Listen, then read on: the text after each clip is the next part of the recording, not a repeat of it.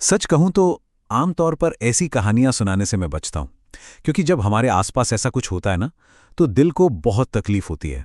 हम सब हम सब अपने बच्चों को स्कूल भेजते हैं एक उम्मीद के साथ, एक बेहतर भविष्य की उम्मीद कि वो पढ़ेंगे, लिखेंगे, एक अच्छा इंसान बनेंगे। पर सवाल ये है कि क्या स्कूल हमेशा उतनी ही महफूज जगह है जितना हम उसे समझते हैं? इस कहानी में आगे बढ़ने से पहले एक ऑडियो क्लिप सुनते हैं। ये आवाज उसी बच्ची की है जो अब हमारे बीच नहीं है।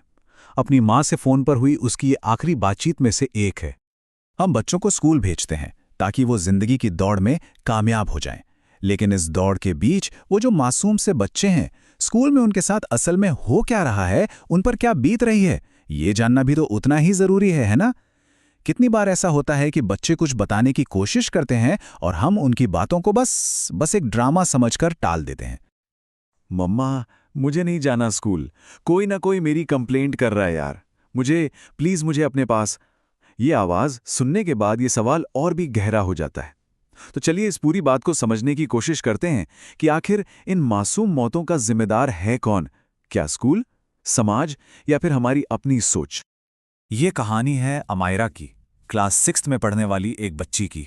एक ऐसी बच्ची जो महीनों से मदद के लिए आवाज लगा रही थी, लेकिन उसकी हर आवाज, हर गुहार अनसुनी कर दी गई। और पता है, ये किसी ऐसे वैसे स्कूल की बात नहीं हो रही है। नीरजा मोदी स्कूल, जिसकी ऑल इंडिया रैंकिंग 8 है, मतलब देश के सबसे नामी, सबसे प्रतिष्ठित स्कूलों में से एक।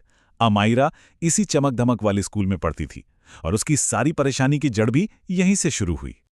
और देखिए, जो हुआ वो अचानक एक दिन में नहीं हुआ।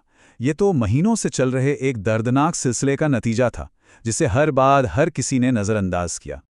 सोचिए, अमायरा ने हर दरवाज़ा खटखटाया। उसने अपने मम्मी पापा को बताया, स्कूल में टीचर से शिकायत की, और जैसा हमने उस ऑडियो में सुना, वो फ़ोन पर रो रो कर भीख मांग रही थी कि उसे स्कूल नहीं जाना। क्लास में कुछ बच्चे थे जो उसे लगातार तंग कर रहे थे, हर रोज़ उसके कॉन्फिडेंस को थोड़ा थोड़ा करके तोड़ रहे थे। लेकिन किसी ने भी उसकी बात को सीरियसली नहीं लिया।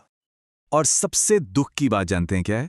कि जब भी वो मदद मांगने जाती थी, तो बदले में अमायरा को ही डांट पड़ती थी। हर बार उसे चुप करा दिया जाता था, और शायद उसे भी लगने लगा था कि गलती उसी की है।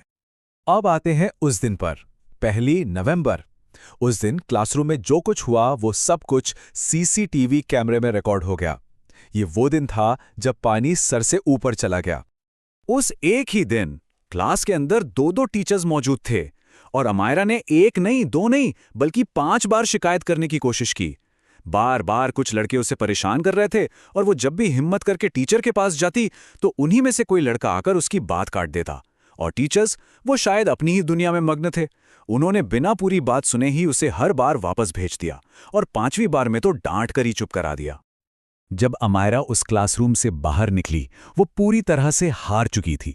सीसीटीवी फुटेज में दिखता है कि वो पहले 3rd फ्लोर पे गई, शायद वहां से नीचे झांक कर देख रही थी, और फिर वो सीधे 9वीं मंजिल पर पहुंची, और वहां से उसने अपनी जिंदगी खत्म कर ली।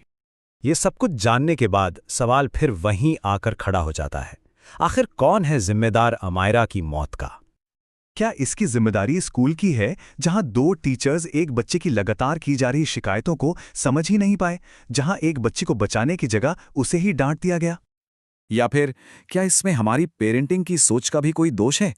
कितनी बार बच्चों की शिकायतों को ये कह के टाल दिया जाता है कि अरे ड्रामा कर रहा है। क्या इसी सोच ने अमायरा की आवाज को अनसुना कर दिया? या फिर हम सबको अपने गिरेबान में झांकने की जरूरत है?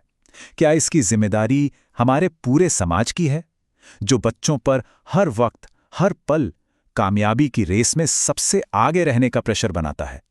कहीं ये रेस उन्हें इंसानियत से ही दूर तो नहीं करती जा रही? अमायरा की कहानी सिर्फ एक बच्चे की कहानी नहीं है। ये हम सब के लिए, हमारे पूरे समाज के लिए एक बहुत बड़ा सबक है। देखिए, ये हम बड़ों का फर्ज है, चाहे वो पेरेंट्स हों, टीचर्स हों या स्कूल हो, कि हम बच्चों के मन को पढ़ने की कोशिश करें, ये समझने की कोशिश करें कि आखिर उनके दिमाग में चल क्या रहा है। बच्चों को ये भरोसा दिलाना बहुत ज़रूरी है कि चाहे जो हो जाए, हम उनकी बात सुनने के लिए, उन्हें समझने के लिए हमेशा उनके साथ हैं। और यही तो असली लड़ाई है ना? एक तरफ समाज है जो चाहता है कि हमारा बच्चा रेस में नंबर 1 आए, लेकिन हम ये भूल जाते हैं कि उस रेस से पहले उसे एक अच्छा इंसान बनाना ज़्यादा ज़रूरी है। एक स्कूल का असली काम सिर्फ किताबी ज्ञान देना नहीं होता। स्कूल तो वो जगह है जहां एक बच्चे को कच्ची मिट्टी की तरह गढ़ा जाता है, उसे एक अच्छा इंसान बनाया जाता है। एक ऐसा इंसान जो सिर्फ पढ़ने लिखने में ही नहीं बल्कि दूसरों की भावनाओं को, उनकी तकलीफों को समझने में भी माहिर हो। तो ये पूरी बातचीत एक बहुत ही ज़रूरी सवाल पर आके ख़त्म होती है, और ये सवाल हम सब के लिए है। क्या हम वाकई अपने बच्चों की बात सुन रहे हैं, या कहीं ऐसा तो नहीं कि कामयाबी की इस अंधी दौड़ के शोर में उनकी आवाज़ें हमेशा के लिए दब कर रह जा रही हैं?